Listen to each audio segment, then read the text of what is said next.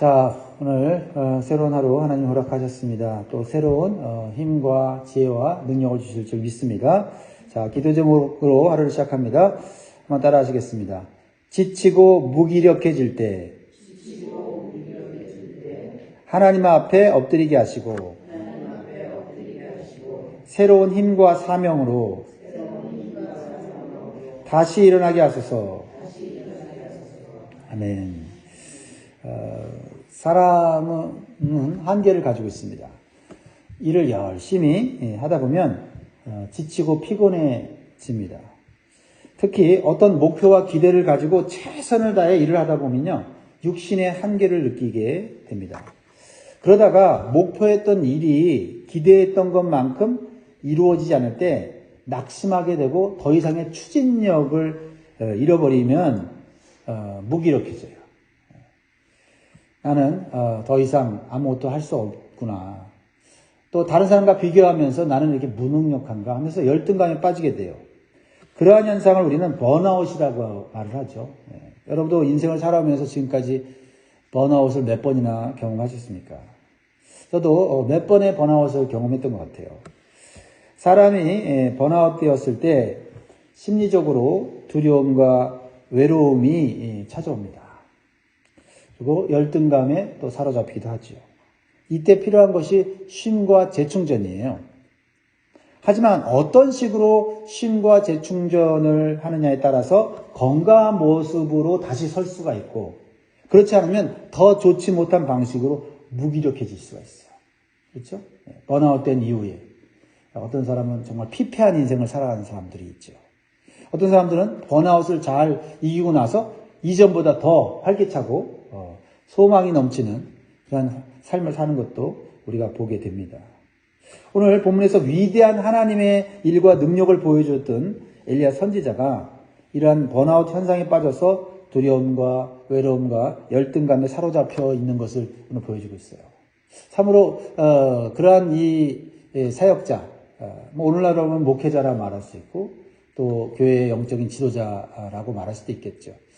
힘있게 능력있게 정말 많은 일들을 했는데 갑자기 지치고 쓰러질 때, 몸이 쓰러진다기보다는 마음이 무너져서 무엇을 해야 될지 모를 때 참 얼마나 힘들겠습니까? 또 보는 사람들도 얼마나 또 안타깝습니까? 그런데 우리가 분명히 이 말씀을 통해서 깨닫는 것은 하나님은 하나님의 일을 하다가 번아웃된 성도를 다시 일으켜 세워주신다는 거예요. 그래서 하나님을 바라보면 하나님 안에서 다시 일어설 수 있어요. 근데 잘못된 방식으로 그 문제를 해결하려고 할 때 사실 우리 주변에서 볼 수도 있고 또 가끔 방송이나 어떤 뉴스를 통해 보면 정말 하나님의 위대한 일을 했던 사람들이 하나님의 방식으로 일어서지 못하고 세상적인 방식으로 타락하고 쓰러지고 피폐해지는 그런 안타까운 소식도 들리고 있습니다. 엘리야는 어떻게 번아웃 되었습니까? 오랜 동안 하나님의 일을 하면서 참 열심히 했고 또 혼자서 많은 일을 감당해 왔어요. 그러다가 정말 위대한 하나님의 역사를 이루죠. 갈멜산상에서 바알과 아세라 선지자 850명과 영적으로 싸우면서 하늘에서 불이 내리는 신이 진짜 신이다. 그래서 엘리야가 하늘을 향하여 기도했는데 불이 하늘에서 떨어졌죠. 그래서 누가 승리합니까? 바알과 아세라 선지자를 이기고 그들의 신은 그들의 우상은 헛되다는 것을 증명하고 이기게 되죠. 그리고 그들을 다 잡아서 죽이게 되죠. 그런데 그렇게 됐으면 그 아합 왕과 이세벨이 기가 죽어야 되잖아요. 그런데 이세벨이 오히려 이 자신의 선지자들을 죽인 엘리야를 내가 너를 가만두지 않겠다 하면서 막 저주하면서 우리가 믿는 신들의 이름으로 너를 찢어 주겠다 막 이런 아주 흉악한 얘기를 하니까 갑자기 엘리야가 마음이 다운돼 버렸어요. 이렇게 하늘에서 불이 내려서 하나님의 역사가 일어났으면은 자신이 생각하기에는 아합과 이세벨이 그냥 하나님께 돌아오고 회개하고 뭐 이래야 되는데 현실은 그렇지 않은 거예요. 현실은 오히려 자기가 생명의 위협을 느끼는 거죠. 했을 때 엘리야 선지자는 광야로 도망가요. 그리고는 노뎀나무 밑에 쓰러져서 하나님 앞에서 죽기를 원합니다.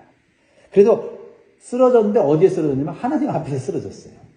이게 참 중요하다 생각이 들어요. 내가 쓰러졌는데 누구 앞에 쓰러지냐? 사람 앞에 쓰러지면 나를 구원해 줄 사람이 없어요. 오히려 비판하고 손가락질하고 나를 조롱하죠. 근데 하나님 앞에 쓰러지면 그 모습이 아무리 지치고 부족하고 또 입에서는 또 긍정적인 말, 믿음의 말이 아니라 부정적인 말이 나와나 할지라도 하나님이 다 그걸 받아내신다. 다 받아내신다. 하나님께서는 먼저 엘리야에게 육체적으로 새 힘을 주세요. 천사를 통해서 숯불에 구운 떡과 물을 계속해서 공급해 주셔서 어루만져 주세요. 여러분, 지칠 때 누군가가 등을 이렇게 쓰다보다 맞추면 힘이 나지 않습니까? 그리고 나를 사랑하는 사람들이 특별히 안아주고, 그렇죠? 이렇게 힘을 주면 우리가 용기가 나요. 그러나 사실 그것은 일시적이죠. 그런데 하나님께서 어루만져 주시면 우리는 새 힘을 얻을 수 있습니다. 하나님 앞에 쓰러져 엎드려질 때 하나님 우리의 등을 쓰다듬어 주시고 잘했다, 수고했다, 지금까지 잘했다 이렇게 격려해 주시는 거죠. 그래서 엘리야는 육체적으로 기력을 회복해요. 그래서 용기를 내서 다시 하나님의 산인 호렙산으로 40주야를 달려가요. 하나님 주신 힘으로 가는 거예요. 그 호렙산은 모세가 하나님께 율법을 받은 장소고 하나님이 임재하신 장소, 은혜의 장소죠. 오늘날 말하면 하나님을 만나는 또 하나님께 예배드리는 성전이라고 말할 수 있어요. 그러나 또 한 가지 문제가 있었습니다. 엘리야는 이렇게 은혜의 장소까지 달려왔지만은 여전히 마음은 회복이 되지 않았어요. 몸은 좀 기력을 회복했고 힘을 얻었는데 마음 회복되지 않고 또 자신이 지금까지 해왔던 주님의 일에 대해서 용기가 나지 않는 그런 상태예요. 그러니까 마음도 회복되지 않고 영도 온전히 회복이 되지 않은 상태. 그래서 호렙산의 한 동굴로 들어가요. 두려움과 외로움의 감정에 빠지게 되면요, 홀로 있기를 원해요. 외로운데도 또 밖으로 못 나가. 홀로 있고 싶어요. 그렇습니다. 여러분도 그런 경험을 했죠. 사람들을 만나기 싫고 두려운 감정이 들어요. 그러면서 외로워요. 누군가 나한테 다가와 주길 바라요. 근데 다가오면 또 싫어. 그거 참 신기한 현상이 일어납니다. 그래서 혼자 있기를 좋아합니다. 근데 계속해서 혼자 있으려는 이런 생각은 건강한 마음이 아니에요. 혼자 있으면서 다른 사람을 원망하기 때문이에요.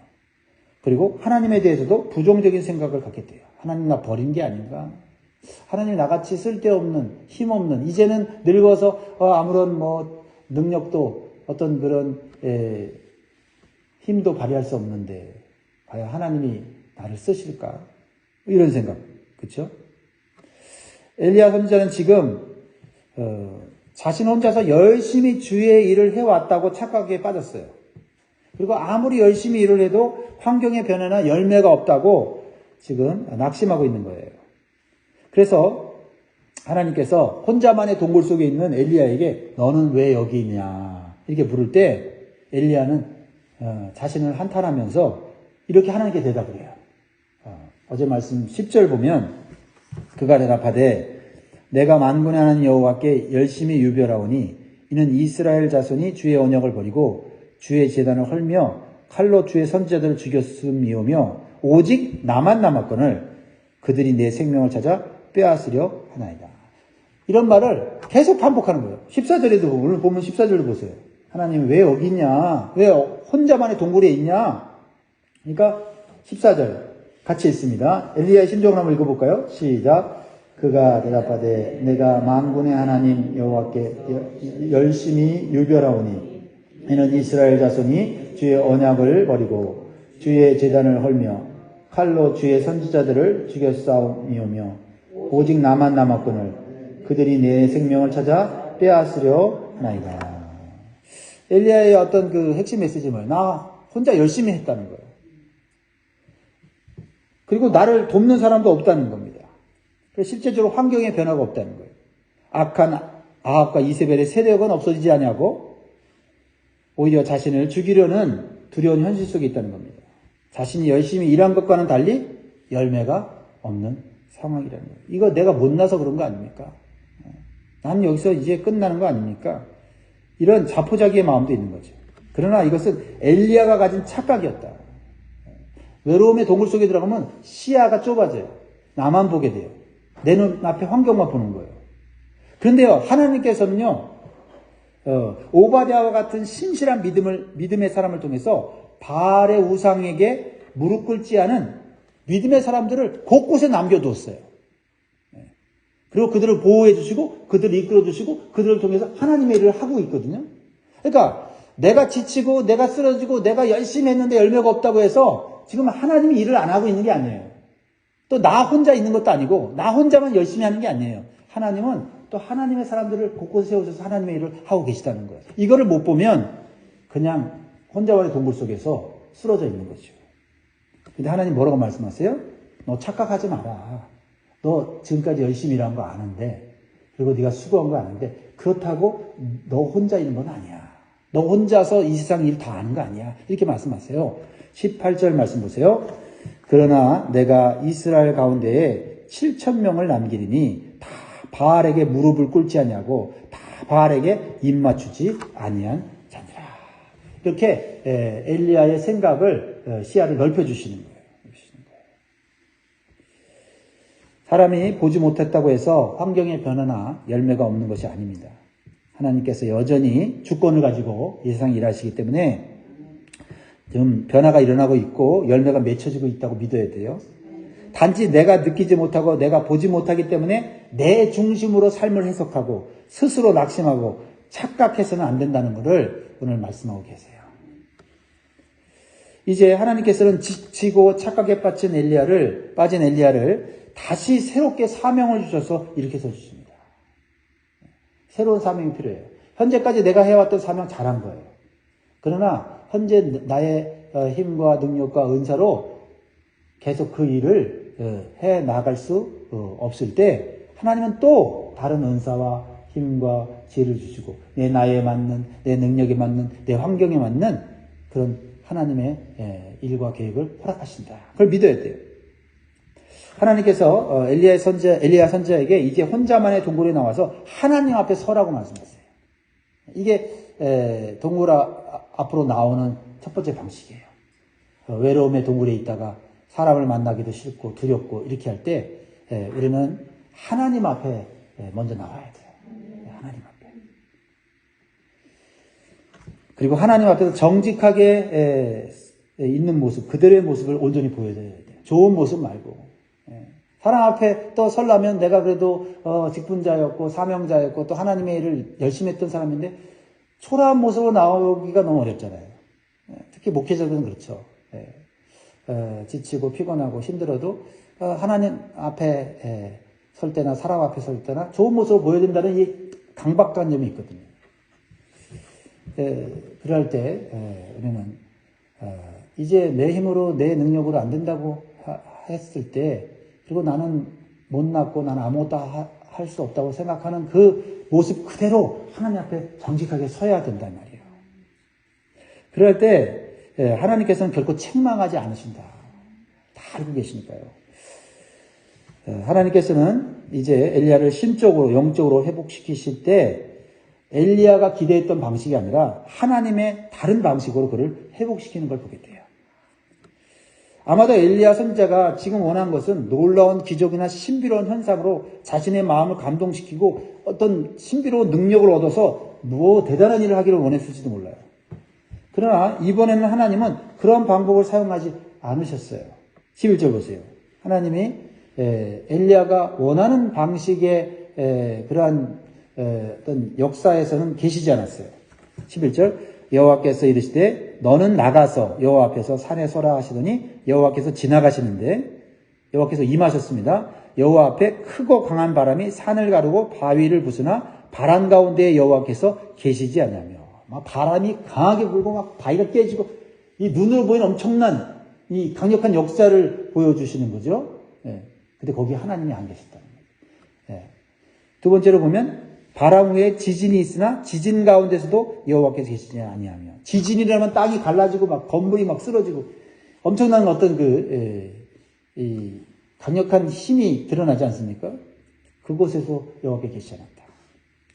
하나님께서는 엘리야 선지자에게 이런 강력한 바람이나 지진 그리고 갈멜산에서 하늘에서 내렸던 불과 같은 눈에 보이는 이런 기적적인 현상으로 엘리야에게 나타나지 않으셨어요. 그럼 어떻게 나타나셨느냐? 하나님께서는 매우 조용하고 잠잠한 방식으로 엘리야에게 나타나셨다는 거예요.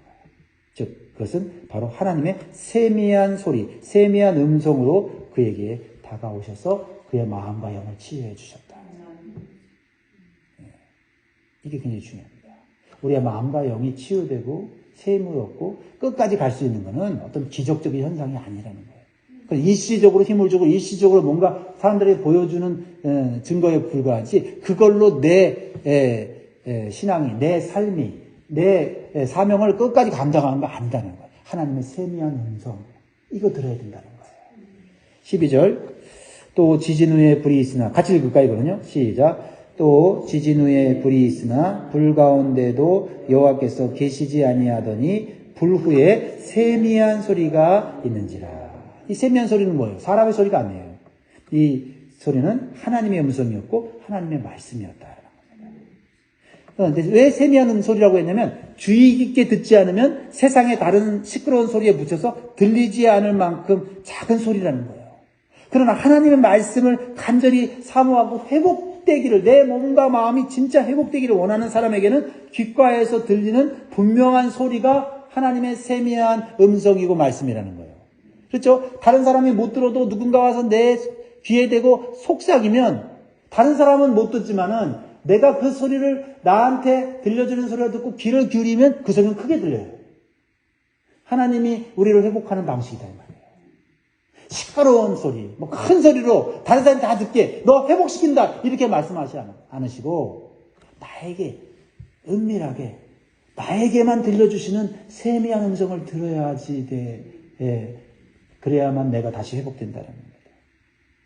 사람들 앞에 내가 뭐 엄청난 또 인기를 얻고 사회적으로 엄청난 높은 자리에 올라가서 내가 회복되는 게 아니라 하나님 내 마음속 영 속에 세밀한 음성, 세밀한 말씀을 집어넣어 주심으로써 사람들이 뭐라고 해도 환경이 변하지 않아도 내 스스로 하나님 앞에서 설 수 있는 당당하게 설 수 있는 그런 방식으로 우리를 세워주신다라는 거예요. 아멘. 환경이 또 어려우면 쓰러지고 또 내가 열심히 일하다가 열매가 없으면 이런 방식으로는 회복이 안 되죠. 그렇죠? 남들이 뭐라고 한다 할지라도 환경이 뭐라고 한다 할지라도 내 안에 주신 말씀이 있기에 그 말씀의 계획이 있기에 말씀의 그 비전이 있기에 흔들리지 않는 그런 하나님의 세미한 음성 들어야 될 줄 믿습니다. 아멘. 사랑하는 여러분, 하나님께서는 지치고 무기력한 믿음의 사람을 회복시키실 때 하나님의 약속과 계획이 담긴 남은 인생, 내 남은 인생에 어떻게 살아야 되는지를 가르쳐 주시는 그러한 약속의 말씀, 사명의 말씀으로 이렇게 세워주신다는 겁니다. 그러므로 여러분 눈에 보이는 어떤 신비로운 현상이나 기적을 바라기보다는 나에게 주시는 세밀한 하나님의 음성과 말씀을 듣기를 소원하시기 바라요. 그리고 영적인 길을 열어달라고 오늘 기도하시기 바랍니다. 이제 하나님은 엘리야에게 새로운 사명과 일을 주세요. 그것은 하나님의 일을 위해서 다른 사람들을 세우는 일이었어요. 이전에는 엘리야가 자신이 주신 은사와 능력으로 막 열심히 일했다면 지금은 이제 그동안 받았던 경험, 은혜, 어떤 그 은사의 어떤 그 간증들을 가지고 다른 사람들을 세우는 거예요. 먼저 악한 아합과 이세벨을 심판할 왕들을 기름 부어 세우라고 말씀하십니다.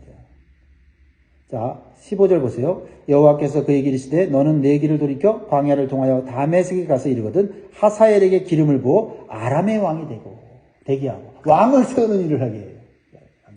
내가 막 앞장서 일하던 것을 이제는 다른 사람을 왕으로 세워서 일을 하게 하죠.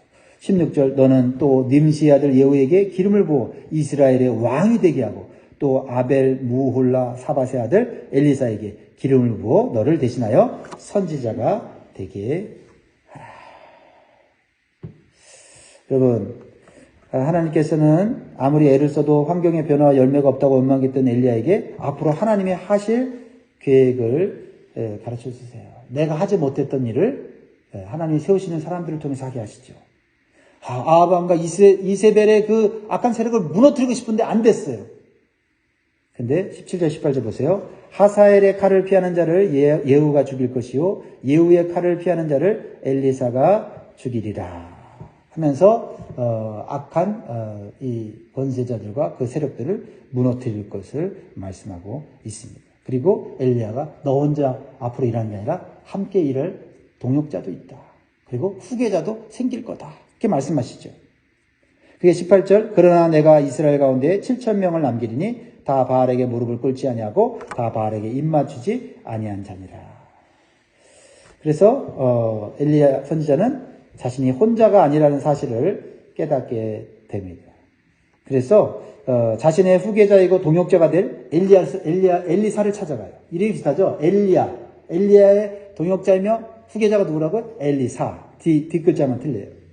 그리고 그에게 자신의 겉옷을 던지죠. 이 겉옷을 던진다고 하는 것은 자신을 이어서 하나님의 일을 할 사람을 이렇게 가르쳐 주는 거예요. 그런데요, 놀랍게도 엘리사는 기꺼이 하나님의 부르심에 충성했어요. 이렇게 하나님의 말씀에 끝까지 순종하면 하나님은 나를 돕고 또 나를 이어서 일할 사람을 붙여주신다. 자, 19절 보세요. 엘리야가 거기서 떠나 사밧의 아들 엘리사를 만나니 그가 12겨리소를 앞세우고 밭을 가는데 자기는 12째 겨리소와 함께 있더라. 엘리야가 그리로 건너가서 겉옷을 그 위에 던졌더니.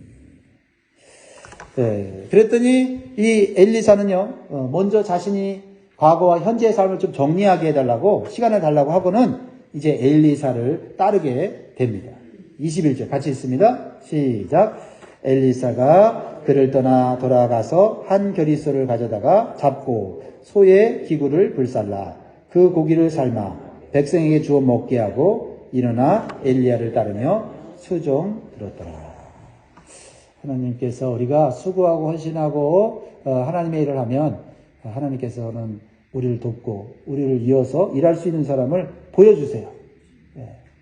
그것을 위해서 기도해야 될 줄 믿습니다. 그냥 나는 여기서 내 사명 끝났어. 나는 도저히 안 돼 하고 자포자기하고 혼자만의 동굴 속에 들어가면 사람도 세울 수도 없고 그 다음 사역도 이어갈 수가 없게 되는 것이죠. 그러나 혼자만의 동굴을 나와서 하나님 앞에 섰을 때 그 속삭이는 부드러운 하나님의 음성과 말씀이 내 남은 인생을 보람있게 살게 이렇게 해 주셨다라는 것입니다. 그러므로 우리가 하나님의 일을 할 때 하나님의 일이 가치 있다는 것을 알지만 열매가 없고 좀처럼 변화가 없을 때 지루하고 우리가 힘이 빠져요. 그때 낙심하면 안 됩니다.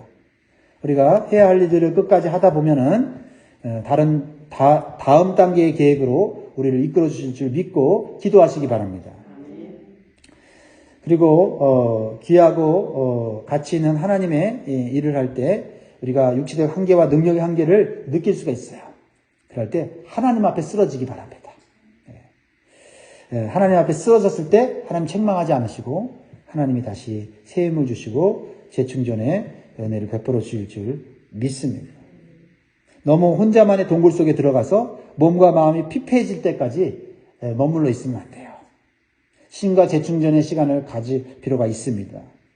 그러나 하나님 앞에서 단독자로 서서 하나님과 대화를 하는 시간을 가져야 될 줄 믿습니다. 사랑하는 성도 여러분, 하나님께서는 저와 여러분들에게 오늘도 새로운 힘과 용기를 주시고 남은 인생을 살아갈 수 있는 새로운 사명과 계획을 갖고 계시는 줄 믿습니다. 그래서 기도해야 돼요. 하나님, 세상의 시끄러운 이 환경 속에서 하나님의 세미한 음성을 들을 수 있는 영적인 길을 열어주셔서 낙심하지 않고 지치지 않고 쓰러지지 않고 자포자기하지 않고 하나님께서 기뻐하시는 그런 남은 인생을 살 수 있게 도와주시옵소서. 오늘도 그렇게 기도할 수 있기를 주의 이름으로 축복합니다. 기도하겠습니다.